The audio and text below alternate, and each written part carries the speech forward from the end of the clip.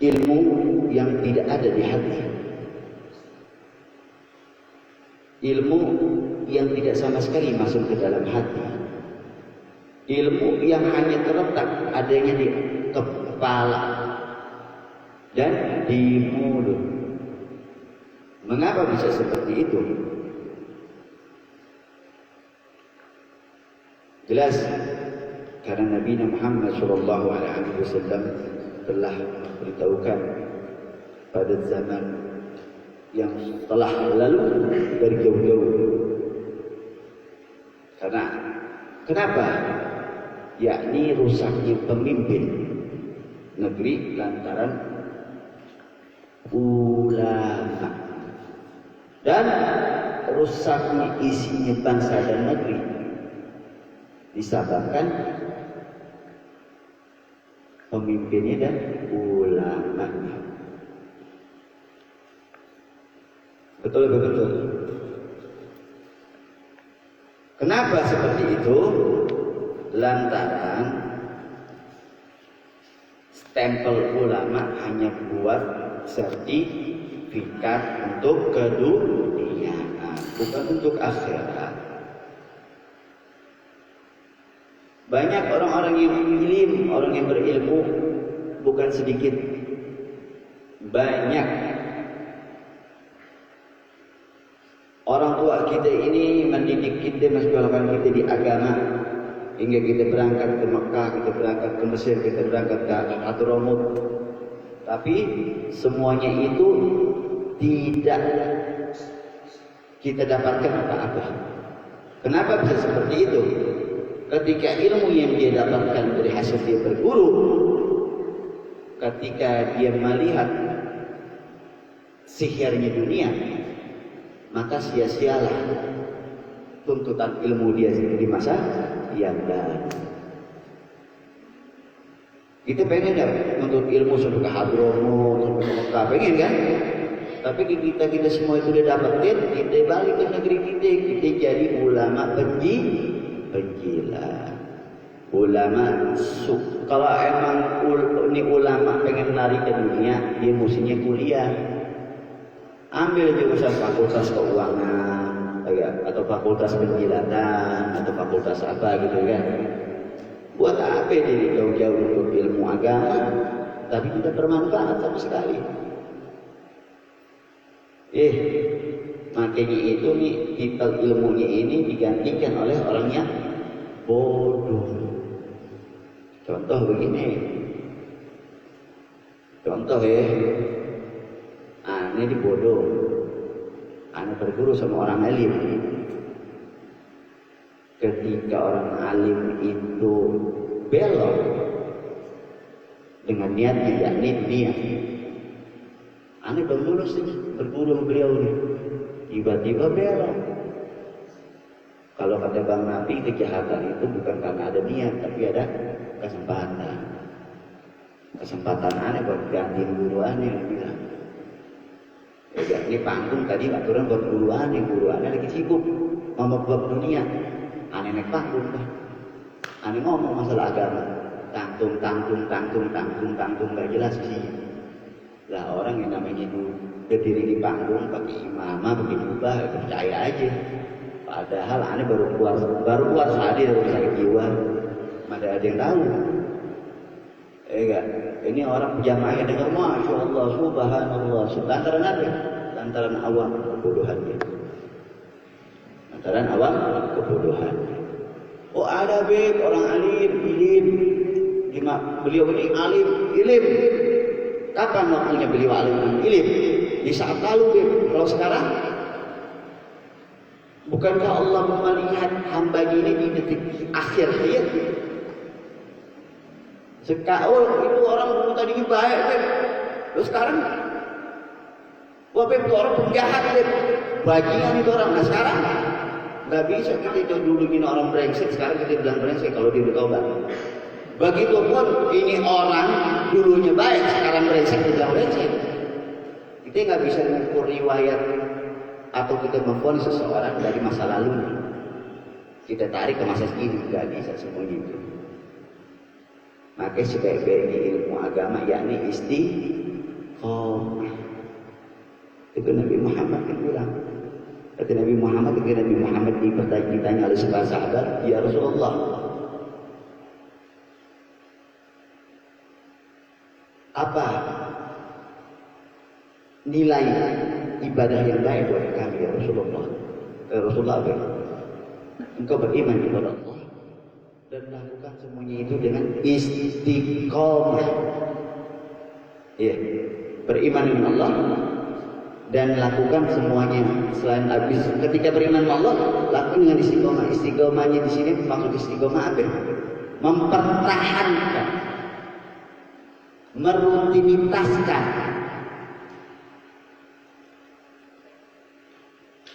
melaksanakan. Mau kemarau panjang, kemarau pendek, mau hujan lebat, mau hujan enggak hujan, mau apapun segalanya, sesuatu yang sudah kita lakukan, kita istiqomah. Contoh, kita ngaji seminggu sekali, istiqomah. Walaupun sedikit, tapi insya Allah amalan itu bisa nolong kita di akhirat. Buat apa? Kita banyak ilmu, iya, kita paham semua kitab, tapi buat diri kita nggak pakai. Jangan buat orang, buat diri kita nggak pakai. Bagi kata Imam Al-Ghazali, kalau engkau ingin mengambil guru yang satu yang dia bicara hadis, tahu maksud dari hadis tersebut, bukan paham maksud dari hadis tersebut, itu ahli hadis. Kalau ada bukan ahli hadis, seenggak-enggaknya tahu maksudnya apa, bukan paham. Kalau paham banyak. Ana zofatu minal iman. Oh iya, aku kebersihan sebagai dari, berarti kalau kotor itu gak beriman. Tapi maksudnya apa? Ada maksud. Hati kita kotor gak? Kalau kotor berarti gak beriman kan? Hah?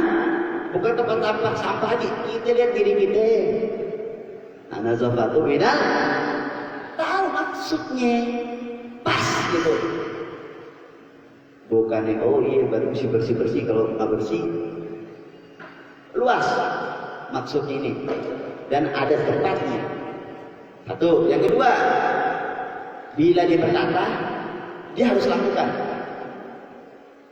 itu yang patut kita jadikan dulu. Contoh, ente jangan pernah mencuri, karena mencuri dosa. Tiba-tiba guru kita mencuri, atau guru kita melihat anak didiknya mencuri, dibiarkan. Itu karakter tidak bisa dijadikan guru. Dan anak pun belum bisa dibilang jadi guru buat antum. Anak hanya ingin memperkenalkan antum kepada Nabi Muhammad. Anak belum pantas dibilang guru buat antum, karena anak masih banyak kurangnya. Tapi untuk mendapat semuanya itu kita harus punya pegangan. Nggak bisa kita jalan sendiri. Harus ada pegangan agar kita sampai ke ihdinas siratal mustaqim. Dengan cara kita gimana? Yakni kita harus punya seorang guru, kita mesti punya seorang pembimbing, biar kita tahu. Ibarat kita jalan ke Bali pakai guide, ya kan? Kalau nggak kita nggak tahu. Itulah pentingnya. Bukan guru-guruan, bukan ngaku murid-muridan, bukan ngaku orang tersebut gurunya, dan begitu pun sebaliknya. Kalau sekarang banyak fenomena-fenomena seperti itu. Iya, banyak tak fenomena-fenomena seperti itu? Banyak, dahsyat.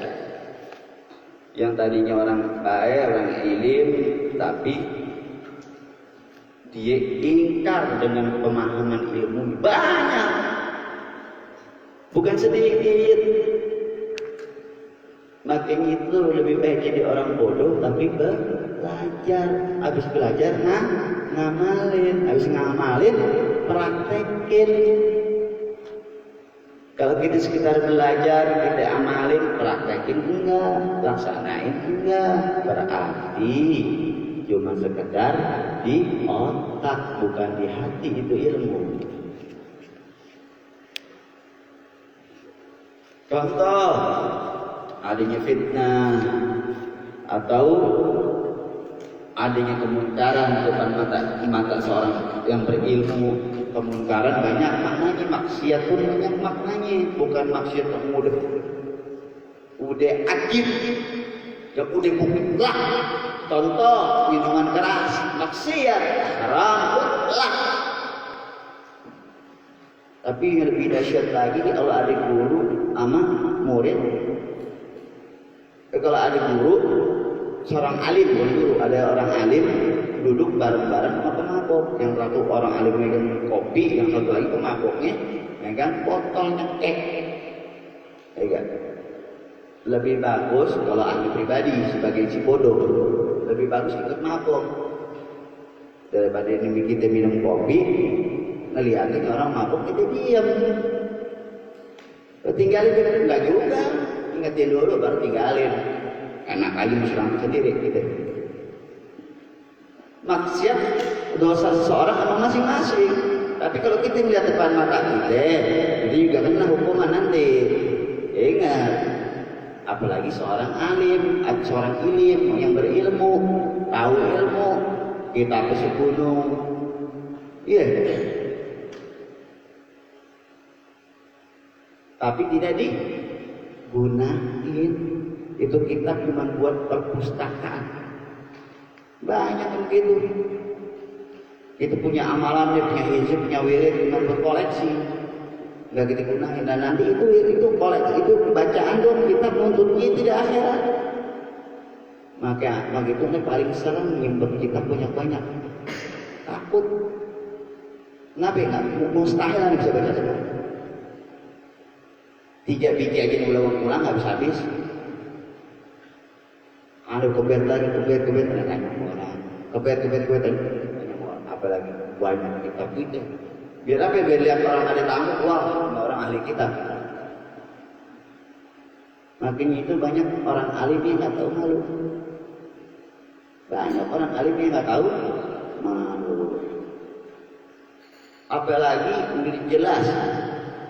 Kata Imam Syafi'i, jangan suka kita disanjung-sanjung orang ketika gembira. Jangan. Jikalau ada seseorang yang menyanjung kita di depan layaknya umum, kemungkinan itu orang pun bisa jatuhin kita di belakang orang umum, atau bisa juga jelekin kita di depan umum. Imam Syafi'i. Maka dia suka kita kalau disuka disanjung-sanjung baca sholawat. Baca sholawat atau nasyid Allah yang sempurna semuanya milik Allah. Itu buat benteng kita hati. Karena ibadahnya bukan hati kalau disanjung. Suka dipuji, suka disanjung, dipuji, disanjung, dipuji, sanjung. Ya, mabuk kepayang orang. Hatta itu orang berilmu. Setan lebih dahsyat, iblis lebih dahsyat ilmunya. Tinggal bisikin itu iblis, besok lo jadi berubah jadi apa ya? Dari alim jadi alam apa kan? Iblis lebih hebat ilmu dibanding manusia. Hati-hati. Makanya itu kita cari guru yang benar. Cari, kita punya guru tunjukin, jangan malu. Bentuk sadar diri kita sebagai seorang murid, tunjukin kita punya guru. Jangan sampai orang melihat kebisaan kita dan dipuji kita menyebabkan hati kita ini tinggi. Aneh bukan apa-apa kalau bukan karena guru yang punya, aneh nggak punya apa-apa. Jangankan guru, seorang habaib, seorang ulama tuh kalau duduk kemana ada yang depan mendukung beliau buat maju. Aneh belakang aja. Iya, lebih enak kayak begitu. Tapi kalau aneh nggak ingat amanat guru aneh, nggak mungkin aneh duduk di sini. Dan itu pun anu duduk di sini pun karena berantem sama kejiwaan itu jalanin amanah lebih kagak. Padahal diri kita belum pantas. Maka itu hati-hati kita. Kalau guru kita udah tersesat, tinggal jauh-jauh. Iya. Tinggalin. Jangan kita terus pegang. Kalau tersesat, jangan jauhin. Penempuh jalan menuju Allah wajib kita mempunyai guru yang memberi petunjuk dan mendidik atau mengingatkan atau menasihatkan kita. Berkata Imam Al-Ghazali, "Qad alimtu min hataini al-hikayatain." Dari dua kisah yang sejelas-jelasnya engkau tahu bahwa engkau tidak perlu memperbanyak ilmu.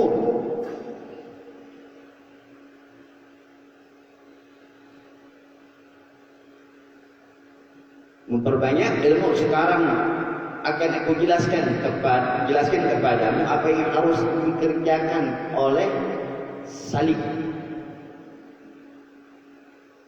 Baina laka ma yajibu 'ala al-salik. Fa'lam annahu yanbagh. Apa itu salik? Yakni orang yang menempuh jalan menuju kebenaran. Sanatu minhu bitadbiyah wa yaj'al man kana khuluqa hasana. Yakni tahuilah selayak-layaknya salik mempunyai guru. Kalau kita pengen jalan-jalan benar, kita harus punya guru. Tapi mesti hati-hati lihat jalan guru tersebut salik ya. Ngedidik kita kan, kalau kita salah diingatin enggak? Dan ketika apa yang beliau ini ingatkan ke kita, beliau lakuin atau tidak? Ilmu bil amal. Ilmu yang kita punya harus kita amalkan. Amal ini luas. Bisa kita kasih tahu orang, itu salah satu amal. Kerjakan, itu amal. Bukan dia ngasih tahu orang, tahu kita ngerjain, bebas, lepas dari tugas ilmu tersebut. Enggak. Udah kita punya, kita amalin, kita kasih tahu orang. Habis kita kasih tahu orang, kita kerjain. Enggak putus kita melakukannya ilmu, kita amalin, putus sudah tuntas tugas kita habis. Enggak, kita harus lakukan juga. Berat jadi orang dulu, berat. Dan untuk mengeluarkan darinya akhlak yang buruk dengan cara mendidik. Contoh kita lihat murid kita ini, pendidiknya, gurunya, pendidik ini fitnah, menggibah sesuatu perkara yang guru ini ketahui itu tidak bagus atau tidak baik atau mungkin ada di dalam ayat atau mungkin juga ada di dalam hadis Nabi Muhammad. Sesuatu yang dibicarakan itu akan mendatangkan kemurkaan Allah, tapi gurunya cicing baik. Berarti itu guru sama gilanya ngomong.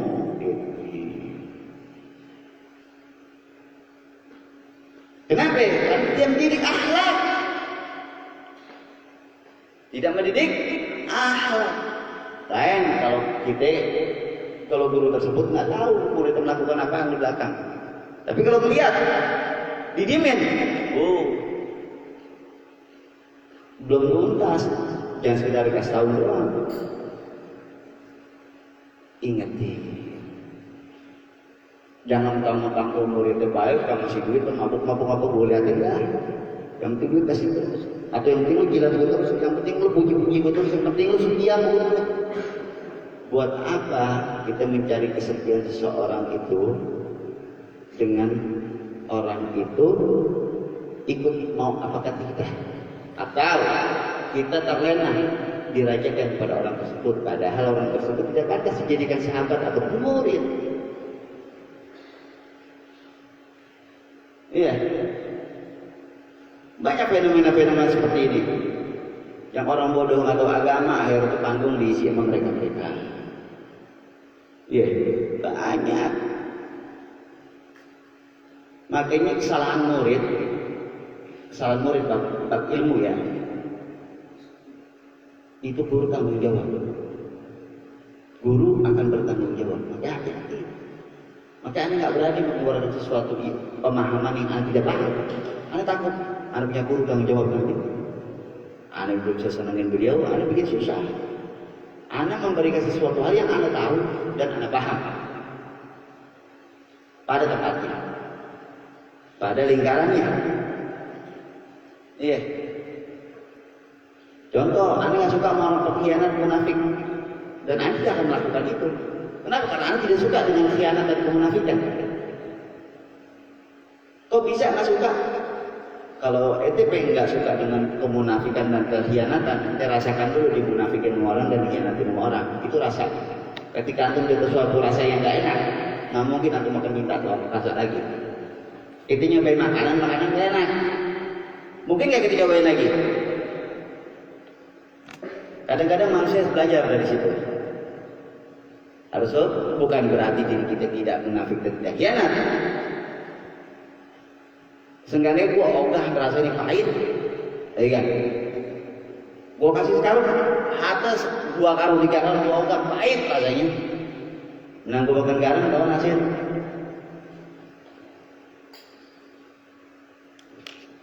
Dan seorang guru kata Imam Ghazali, makanaha khuluqan hasan. Dia harus mendidik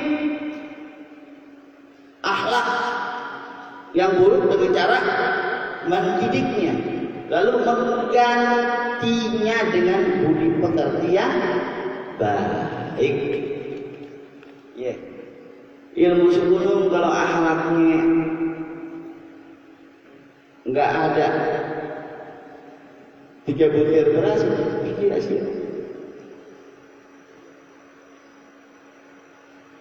Berasnya 10 kilo, contoh. Berasnya 10 kilo, takarannya setengah liter. Nggak imbang. Kita ke segunung,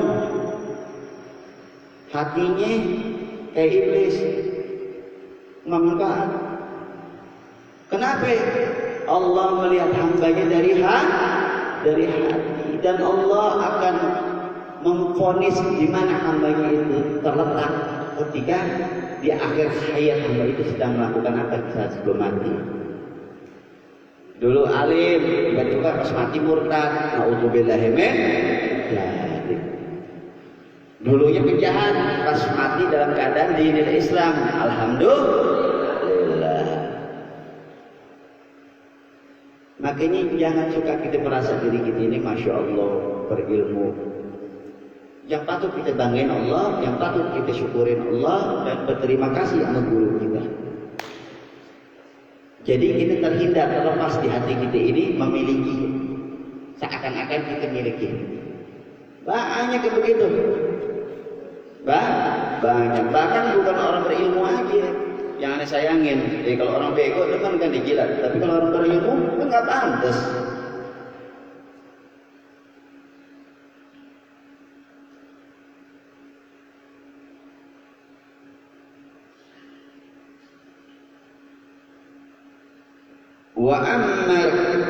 Wa ammar diramu bajid fahuwa anna kulla man yasma'u wa yaqbal.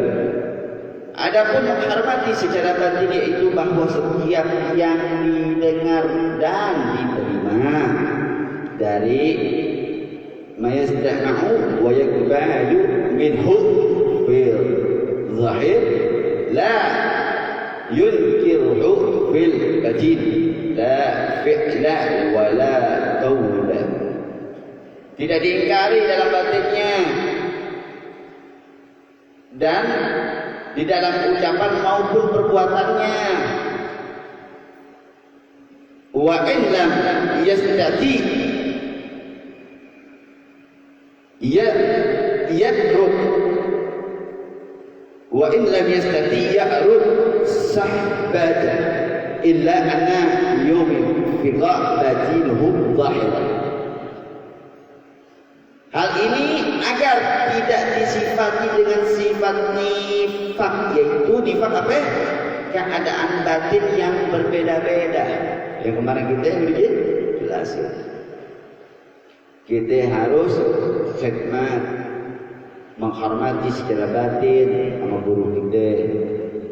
Terus juga sang guru juga harus mendidik muridnya dengan akhlak yang buruk jadi yang baik. Jangan dibiarin, biar feedback. Feedback. Jangan dibiarkan kalau melihat murid, seorang guru melihat murid itu melakukan perkara yang tidak benar, dibiarkan karena apa? Wah, ini murid paling care sama kita. Nggak ada urusan mau care mau kor. Ingat deh, udah gini. Abis kita ingat ya, lo mau jauh dari gua terserah. Lebih bagus mungkin lo nggak kelihatan gua lagi. Iya, mesti tegas, bijak, lugas. Seorang pembimbing tidak cukup dengan paham dong, harus punya sifat tegas, bijak, lugas. Kalau cuma sekedar ngangon murid, memang murid kambing ngangon. Diajarin, dididik. Itu tugas seorang guru, apalagi yang berilmu. Kalau aneh jauh dari ilmu, aneh cuma berbagi. Seenggak-enggaknya Nabi senyum. Antum tahu Nabi ya kenalin ntar. Kalau sekiranya aneh ketemu juga, kalau enggak ya saya sendiri.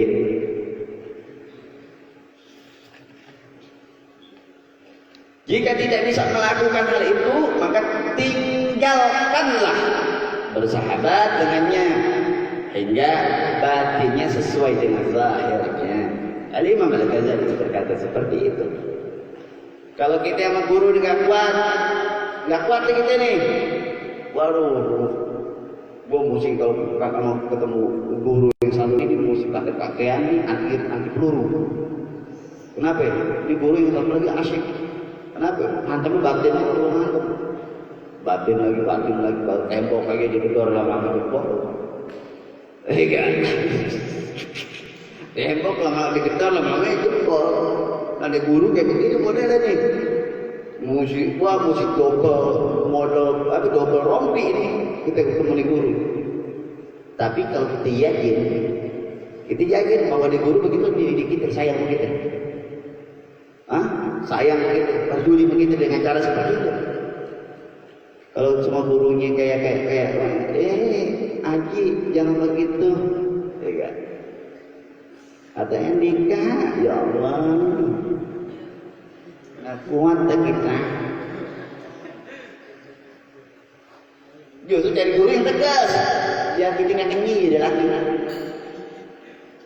Iya, suatu saat nanti itu bakal dihidupkan. Itu mesti laki-laki mesti dihidupkan orang tua, perempuan.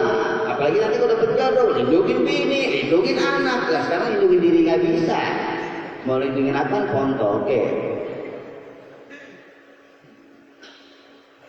Begitu. Kalau nggak kuat, gimana caranya? Bukannya kabur, menghindar dari orang tersebut. Kenapa? Karena reda orang tersebut masih dipegang oleh guru.